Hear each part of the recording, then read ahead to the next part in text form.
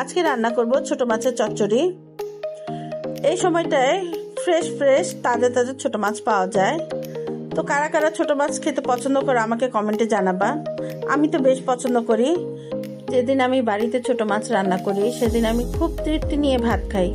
এতটাই তৃপ্তি লাগে আমার। বড় মাছ মাংস দিয়ে ভাত খেতে যতটা ভালো না লাগে, ছোট মাছ দিয়ে ভাত খেতে আমার বেশ ভালো লাগে। আমি খুব মজা করে খাই।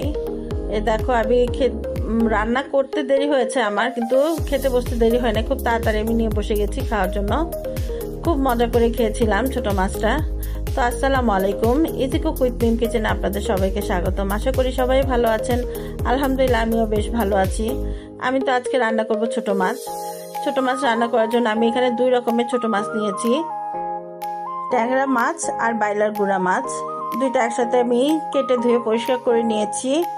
এবার আমি চুলাতে একটি কড়াই বসে দিয়েছি। এর মধ্যে 4টি বড় সাইজের পেঁয়াজ দিয়ে দিব। আমি এখানে খুব বেশি পেঁয়াজ দিয়েছি।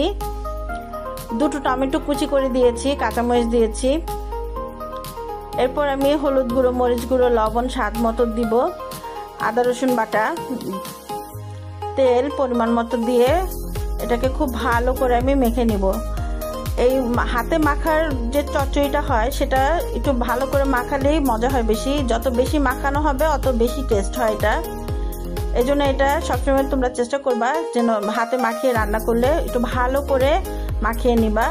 হাত দিয়ে সুন্দর করে মাখিয়ে নিবা, একটু বেশি সময় করে মাখিয়ে নিবা, তাহলে এটা খেতে খুবই মজা হয়। এই দেখো, আমি সব মশলা দিয়ে দিয়েছি। এবার ভালো করে মাখিয়ে নিব, খুব সুন্দর করে মাখিয়ে নিব আমি এটা যত ভালো মাখা অত টেস্ট বেশি হয়। এবার আমি দিয়ে দিব কেটে রাখা আলুগুলো। ছোট ছোট করে কেটে নিয়েছি আমি আলু, পাতলা পাতলা করে। আলু দিয়ে আবার এবার ভালো করে মাখিয়ে নিব। এবার মাছগুলো দিয়ে আবার মাখিয়ে নিব। এই দেখো, এখন আমার মাখানো হয়ে গেছে সুন্দর করে। এবার আমি পরিমাণ মতো পানি দিয়ে দিব।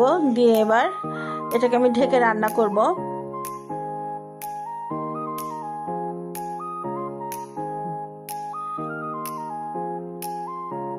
পানি এটাতে খুব বেশি দেওয়া যাবে না, অল্প পরিমাণ পানি দিতে হবে, একদম মাখা মাখা পানি। কারণ এটা আমি চচ্চড়ি করব, বেশি পানি দিলে একদম ঝোল ঝোল থেকে যাবে, খেতে ভালো লাগবে না। এটা একদম চচ্চড়ি করলে ঝোলটা একদম মাখা মাখা থাকলে খেতে ভালো লাগবে। এই দেখো, আমার তরকারিতে বলক চলে আসছে। আমি একটু হালকা করে নেড়ে দিচ্ছি।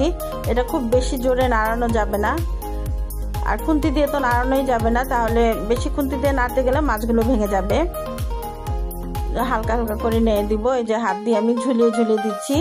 দেখো, আমার রান্না কিন্তু প্রায় কমপ্লিট হয়ে আসছে, ঝোল কিন্তু প্রায় শুকিয়ে গেছে।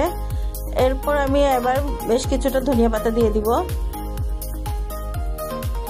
এই দেখো, ধনিয়া পাতা দিয়ে দিলেই হয়ে যাবে আমার রান্নাটা কমপ্লিট। তো আমার রেসিপিগুলো যদি তোমাদের ভালো লাগে অবশ্যই আমার চ্যানেলটি সাবস্ক্রাইব করবা, লাইক কমেন্ট শেয়ার করবা, আর আমাকে বেশি বেশি করে কমেন্ট করবা। তোমাদের কমেন্ট করতে আমার বেশ ভালো লাগে। এই দেখো, আমার রান্না একেবারেই কমপ্লিট। আমি কিন্তু এটার মধ্যে একদমই ঝোল রাখিনি, একদম চচ্চড়ি করে ফেলেছি। এটা খেতে কিন্তু বেশ মজা হয়েছিল, খুবই মজা হয়। তোমরা অবশ্যই বাড়িতে ট্রাই করবা। তো আজকের জন্য এই পর্যন্ত। সবাই ভালো থাকবা, সুস্থ থাকবা। আল্লাহ হাফেজ।